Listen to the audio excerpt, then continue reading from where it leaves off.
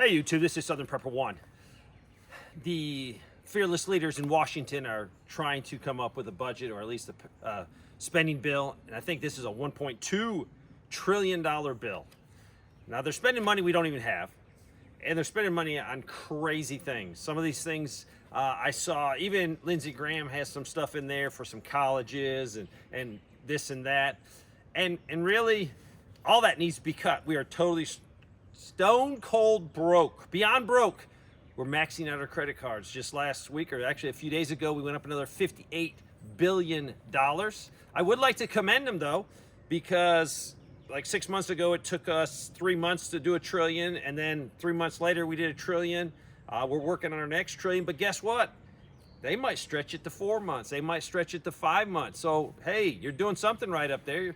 But let me show you what's in this bill. Just a few things. The bill is huge, massive.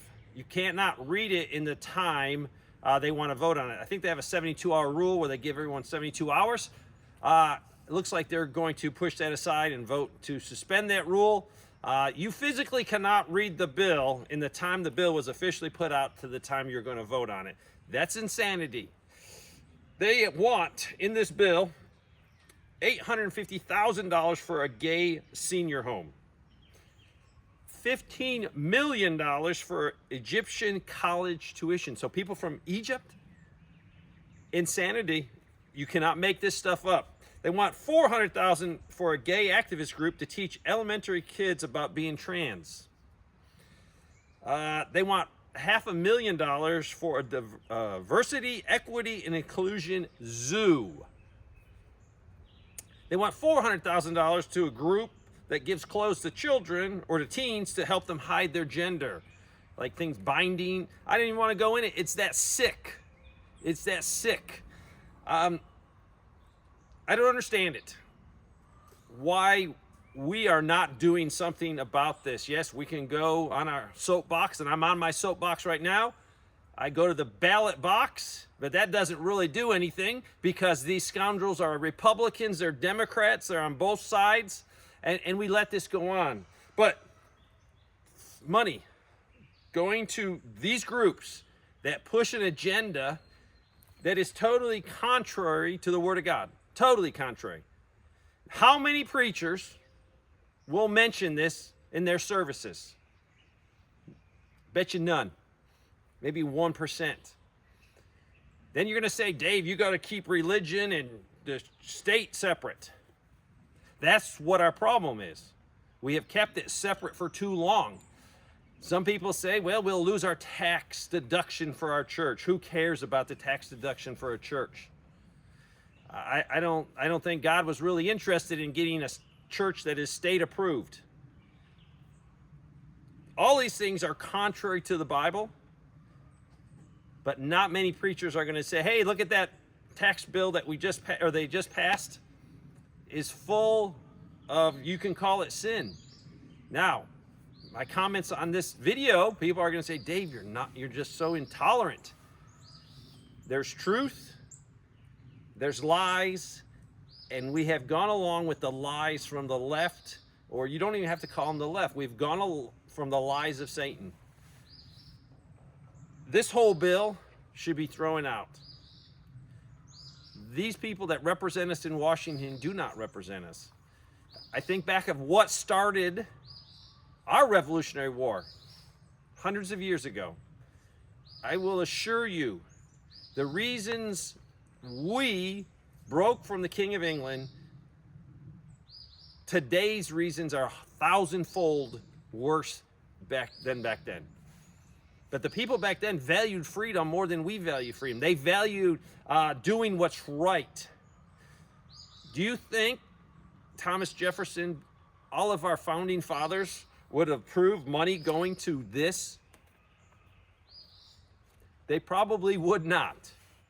Probably if one representative, even 100 years ago, would have said, we need to do $400,000 to teach elementary kids about being trans. We need to give money to give clothes to teens to help them hide their gender. 100 years ago, they would be run out of town, run out of Washington. Now those people aren't run out, they're invited in. They're given preferential treatment. This is insanity. So I urge, when you go to church on Sunday, I hope your pastor preaches basically about sin, but if he doesn't, you're in the wrong place. If he makes you feel good when you go to church and you're clapping your hands and shouting and feeling good and you leave very happy, I hope you do leave happy because you just got fed the Word of God. But if you got an emotional tickle and your conscience didn't get tickled when you go to church, you're in the wrong place. So, we'll see if this passes. It's insanity at its highest level. What we need, I would like to say godly men and women, yes. What we need, men and women of character to tell the federal government that what they're doing is wrong on so many levels. Will we find these men and women to stand up? I don't think so. I think it's going to take a lot more pain and suffering before people say, you know what? I used to be free.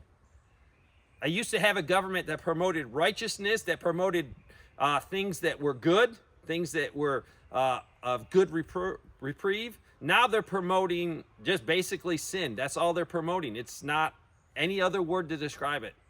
And we, counting myself, let the government just continue because we're too comfortable.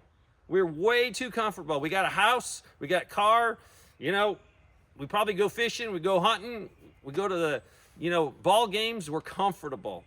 And in the back of our mind, we say, if I just don't say anything, they'll leave me alone and I'll have a good life.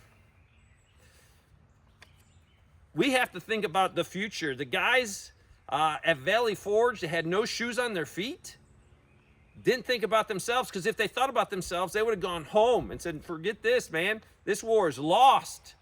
But luckily, George Washington held them together, and they were able to get that army going.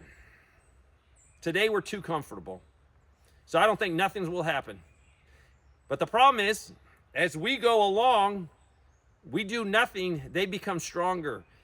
They get more of our children. They indoctrinate more kids in schools. And we're fighting a losing battle. So, is there a political solution? Well, first there's get on our knees and say, hey, we as a country have done wrong. And then get up and do something about it. The soapbox is good. The ballot box, I don't know about it. I honestly don't know about the ballot box. But there's other boxes that eventually, if we have the intestinal fortitude, we will do something in this country to turn it around. I know I'm rambling. Time is getting short. If you have kids and grandchildren, we are leaving them a hellhole of a country. That's all I can describe it, a hellhole of a country. It's not the country that was given to me when I was born. Are we willing to do something about it? We're going to have to get real uncomfortable. We're going to feel pain, massive pain and suffering. Are you willing to put that aside and value your freedom and value what's morally right, value principles that are set down in the Bible? I could rant all day, but I have to get work done on this retreat. I have to get work done here. I hope you're working hard, getting prepared, because what these leaders in Washington are sending us to, first of all, it will be desolation of our financial system, and that is what they want. It is a planned destruction to control us. Also, they're moving us towards a war that could definitely turn nuclear. I hope you're preparing for that. But before that happens, maybe we could change who's up in Washington. But to change that, go vote. That ain't going to do you much good, because it's Republicans and Democrats that are all scoundrels. Thanks for watching.